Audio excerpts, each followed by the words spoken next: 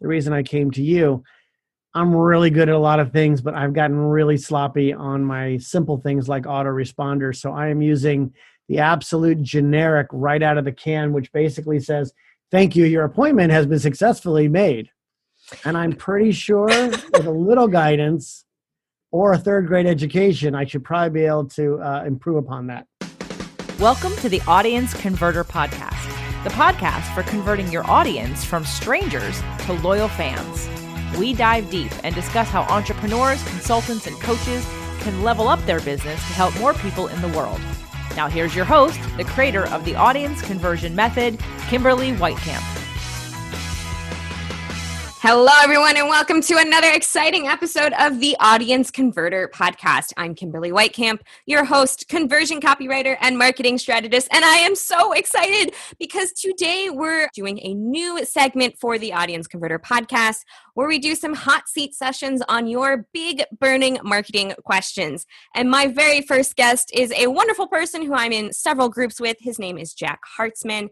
And, Jack, he is the host of Visual Wow, another awesome podcast, and owner of Washington Photo, a division of the Washington Talent Agency in Rockville, Maryland. And he's the first guest for this new segment of my podcast. Guests will be coming on with their burning questions about marketing for their business. And together we're going to strategize and guide people to the best answer to move forward with a plan and action step. You can learn more about Jack at visualwow.com. And if you're interested in being a guest and getting your free consult in the hot seat, contact me at contact@theaudienceconverter.com for further details. So excited, Jack, to have you on the show and to talk about marketing because it's my favorite thing to talk about. So welcome. Well, first of all, if I had known that I was going to be your first guest, I would have charged triple what I was charging you for the first one. And it is absolutely my pleasure to be on the show. Thanks so much for having me. Fantastic, fantastic. So we are just going to dive right in.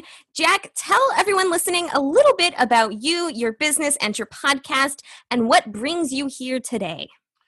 Necessity is the mother of invention. And I am a 25-year older version of you who loves marketing, loves communication, loves writing, loves helping people take their message to the rest of the world.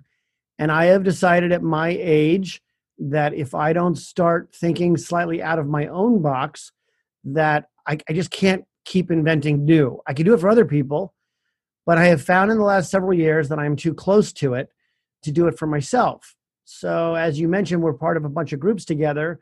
I have been uber impressed by what you've been saying to a lot of my other peers, some closer to your age, some my age or older. And I don't mean to make age a big to-do, except that my kids are 26 and 29, and that's my son over my shoulder. He actually moved. I'm in the D.C. area, Washington, D.C. area, and he moved to Denver. That's my way of reminding that he's always over my shoulder still, but I digress. Anyway, so I don't mean to make age a big to-do, except that especially in the world of social media and social communications as a general proposition, people that are in their 50s do not think, act, taste, touch, smell things the same way that somebody in their 20s or 30s does. That's not an opinion, that's fact. And so when I got into the podcasting space, I went to my mentor, who happens to be a very old friend of mine, and somebody you know very dearly, Doug Sandler and Strick Bonner from turnkeypodcast.com, plug. And, also the wonderful people behind launching both of our shows. There you go. So Doug and Strick are old colleagues of mine here at the Washington Talent Agency, where I am sitting at my desk for the very first time since probably about March 9th, 2020. I've come in a couple times to look at the mail, but this is the first time I've actually sat at my desk, hooked up a microphone, put a webcam up. And that's just a frightening statement. My company is used to doing somewhere between 75 and 125 photographic events a month. And right now we're doing between 3 and 5. So I've been really impressed with the way you've been talking to people in some of our groups. And I thought I would reach out unbeknownst that it was I was your first guest, but you seem to really know what you're doing. I love your energy. And hey, I'm all yours. What can I do? Absolutely. So you're the first guest for this segment. Of course, you're, I don't know, guest number 50 or something for the show I got itself. you. I got you. I'm not keeping track here. But you know what? I want to know a little bit. We had talked before pressing record about one of the things that you felt was missing from your marketing was that you felt you weren't quite in your marketing, and you had joined my list and you really liked the welcome series and the autoresponder. So let's talk a little bit about what that looks like. You've got your podcast, right? And you have people sign up through a form and then they get a confirmation email. But right now your confirmation email is a little bit on the generic side. So why don't you go ahead and read me what people receive when they are confirmed to be on your show? And let's see if we can't add a little bit of you and your personality to that in the next few minutes. I think that would be totally awesome, and I totally appreciate that.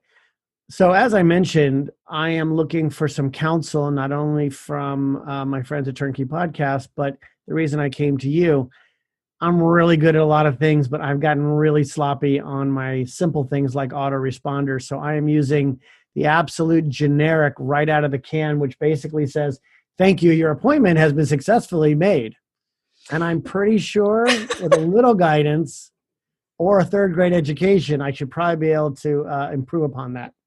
All right. So right now, all you have is the generic thing. And I happen to know that Jack is using Acuity. So he's got the imported information about somebody's time, the when, where, on Exactly. them booking their appointment. But it literally just says appointment confirmed at the very top.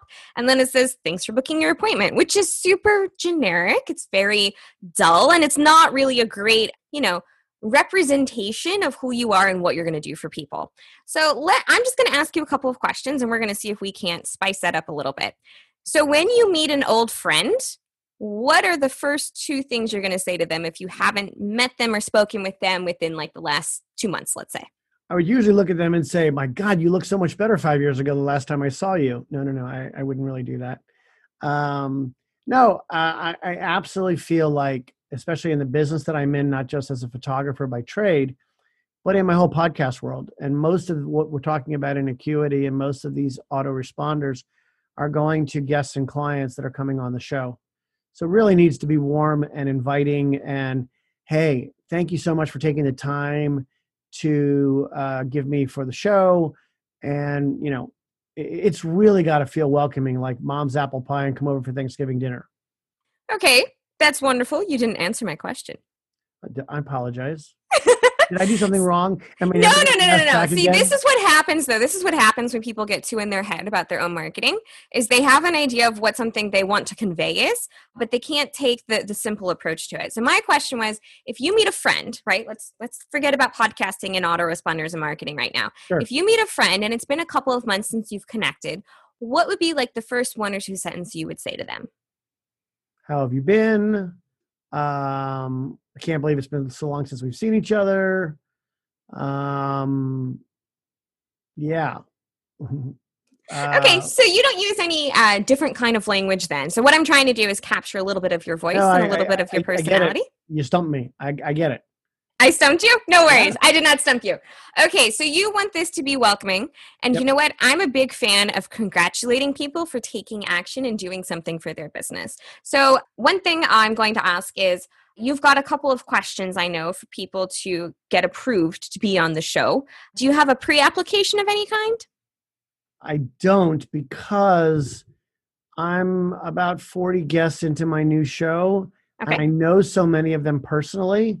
Oh, fantastic. That it's right around the corner though, which is another reason why you and I are talking. Fantastic. All right. So if you know these people personally, and even if you don't, you might have had like one or two interactions with somebody before inviting them onto the show. So We're going to take it from the approach of so excited for you to be a part of this amazing thing that I'm doing. So I would say something like, go ahead and open your email with a phrase such as, congratulations for being approved to become a guest on Visual Wow. I'm so excited to have you as a guest because you're going to become a part of something that will live on and help. Now, Visual Wow, I'm pretty sure is for photographers, but give me a 60-second description of what Visual Wow will do for people who listen. Well, so I'm a seasoned photographer. I've been in the event business for my whole life, my whole adult life, and my industry is in dire straits trouble. And we've lost friends who could not see past COVID and have taken their lives. It's been that bad. visualwow.com is a 25-year-old company that my wife and I started in 1995 for a completely different purpose. And we can talk about that if you want to later. We have resurrected the name. It is a play on words, which stands for cool pictures, visual wow. Everything we do, we all go, wow, or man, that looks really cool. Well, visual wow is a play on those words. And on Tuesdays, we broadcast information for event professionals, caterers, florists, event designers, event planners, corporate meeting planners, party planners, wedding coordinators, blah, blah, blah. And on Fridays, we gear the podcast more towards photographers, tips and trends, and things of that nature. So it's really keeping a positive spin on the very huge challenges that are facing the live events industry right now. All right. So what you're going to say is, I'm so excited to have you as a part of this project that is keeping a positive spin on the events industry right now and giving valuable information to people who fall into the event planners, photographers, and event industry professionals. I like it. All right. So that is your first couple of sentences, right? You've got your new greeting. I'm with you. You've got your new congratulatory statement, if you will, which is going to create a positive reflection for people. They're going to get that confirmation. Oh, yes. Okay, cool. I'm booked. But, right. This person is going to invite me in to be a part of this huge resource. I'm contributing to something. So I'm really stoked and fired up to be a part of the show. All right. So we've got that very first, sentence or two dialed in, which is fantastic. And now I want you to think about, what is the number one thing you want to remind people about for their booking?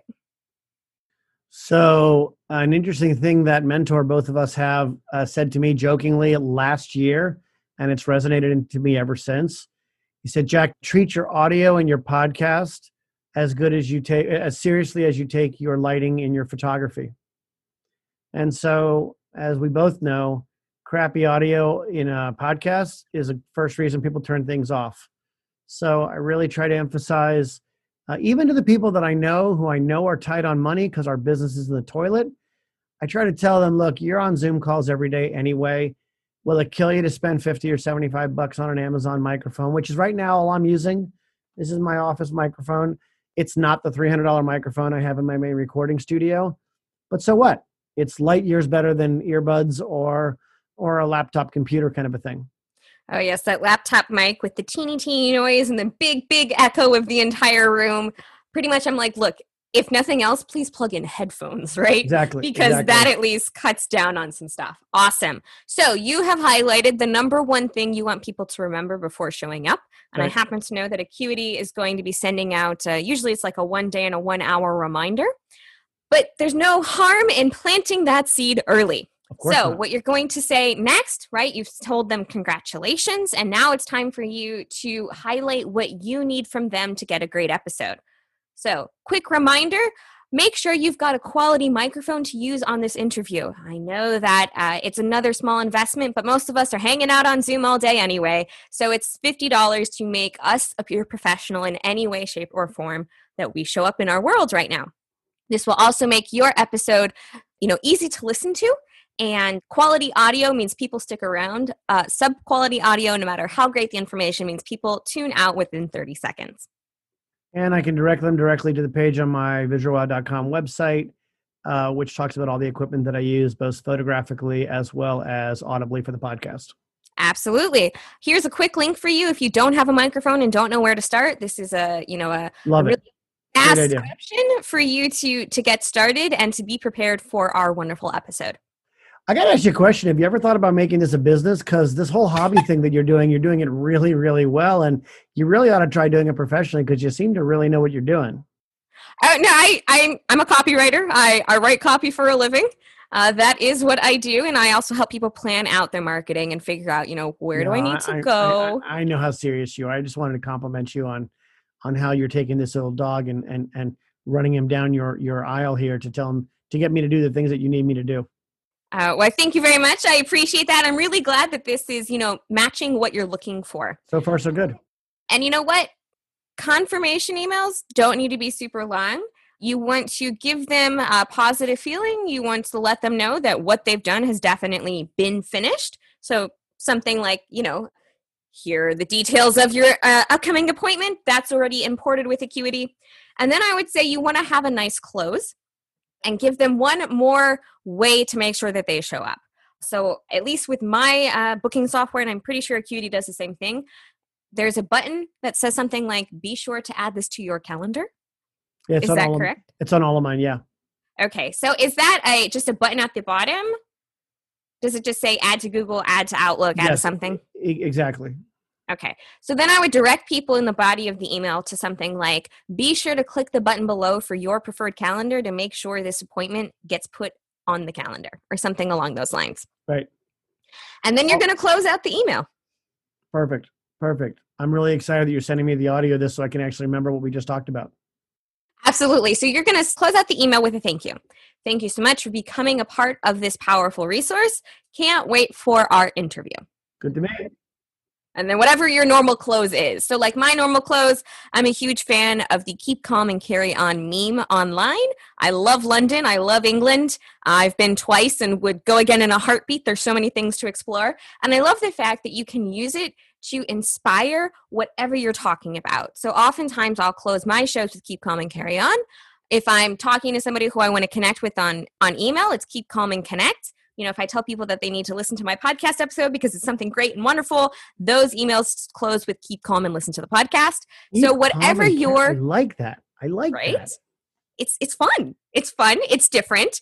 And it's an interesting way for people to remember you. So whatever your normal close is in any kind of communication, even if it's all the best, sincerely, kudos, and can't wait to talk to you, whatever that is, make sure to include that in your email, because this is an email from you. Yes, your system is sending it out automatically, but you want it to be a little bit more personal. You want it to stand out. You want to showcase that they want to open the confirmation emails, and then if they also opted into your list, that it's a good idea for them to continue opening further messages from you as well. Gotcha. All right. So I believe we have mapped out your confirmation email. Do you have any outstanding questions? I do. Can I pick your brain for one more thing? I don't know if you do this, but mine, I also send out a thank you 24 hours afterwards. Okay. And then I send out like a brief, now that you've had a chance to digest this 7 days after, with a little short form in it. And I don't think I'm being I think people are thinking it's like a Yelp review, and I don't want that. It's how did you feel about this? And I really want to get their take on it. And out of 25 interviews, I've only had one person really understand what it's about. And I think I don't have the right words to get it. What I'm trying to get from people is, no matter how you got to the podcast, did you leave the podcast feeling fulfilled and that it was something of value to you?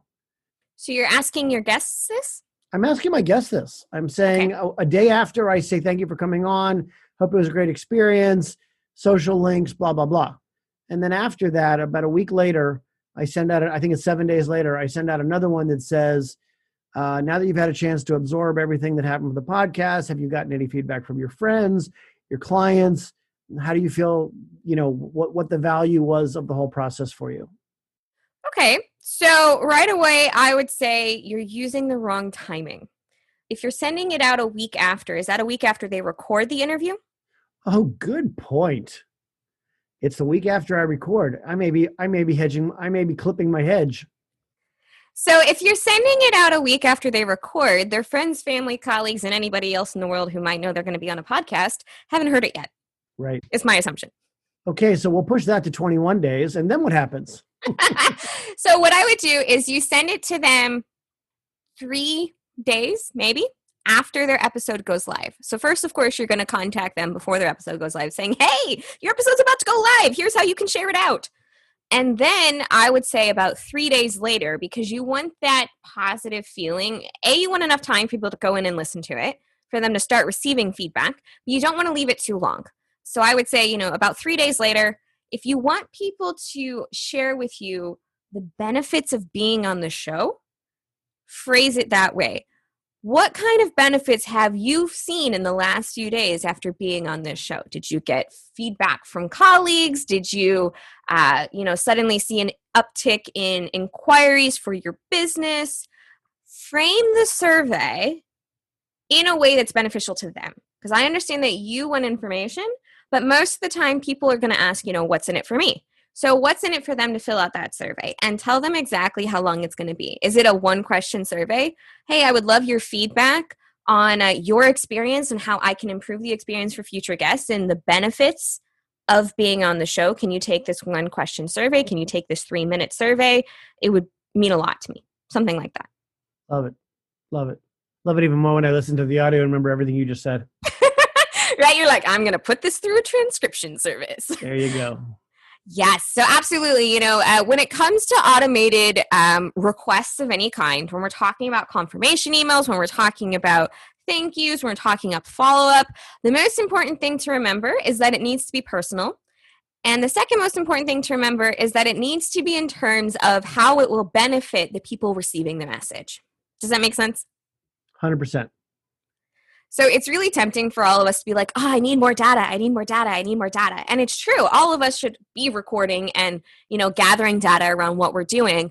But most of the people on our list, they're busy, right? There's things that they're doing. There's other things that are distracting them. So if you want to encourage people to give you that information, you need to frame it in a way that people will understand that it's a benefit to them.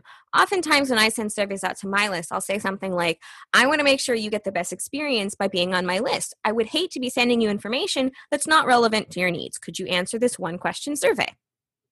I got you. Awesome. Go ahead. Yeah. I'm sorry. No. You finish. I'm starting my podcast host hat just got turned on. I was going to start asking you questions, but go ahead, finish yours. No questions for me. I think we're nearing the end of our time, Jack. And I hope that you found this helpful and everyone listening in, realizing that confirmation emails are a really powerful first touch point for a lot of people who are joining our community. And when they're personalized and framed in a way that makes it relevant to our audience, they're a lot more likely to get opened, which can lead to more interaction further down the line, whether that is people joining your group, being ready to open your emails, being ready to witness whatever your next offer is and click on through. So Jack, I want to say thank you so much for coming on and for being a wonderful first guest and letting me dive into your business about confirming for your podcast guests. If people want to learn more about Visual Wow and you and what you do and what you bring to the world, where can they find you? Well, we're on every podcast platform known to mankind. VisualWow.com is our website. We are also on Instagram at VisualWow the podcast. And to see more about me as a photographer, it's on Instagram at Just Ask for Jack. Just ask for Jack. Awesome. And one of the things that we talked about today is how to create a solid confirmation email. And if you're looking for more information on how to create not only a solid confirmation email, but how to create the next few emails people receive, such as a welcome series, I have a guide called Crafting the Perfect Welcome Series, 7 top tips for more clicks, more opens, and more sales from your emails, in which I talk about confirmation emails and how important they are. And you can grab that at theaudienceconverter.com/giveaway. Jack, thank you so much for being on, and I hope you got a lot of value out of today. I sure did. Thank you so much for having me. Hope to see you next time. Fantastic. Remember, everyone, while you're listening, keep calm and carry on, and go check out Jack and all of his wonderful photography-focused businesses. Until next time. Thanks for listening to the Audience Converter Podcast. For more information and important links about today's show or for access to our website, visit theaudienceconverter.com. Take a moment to rate and review on Apple Podcasts or wherever you get your podcasts.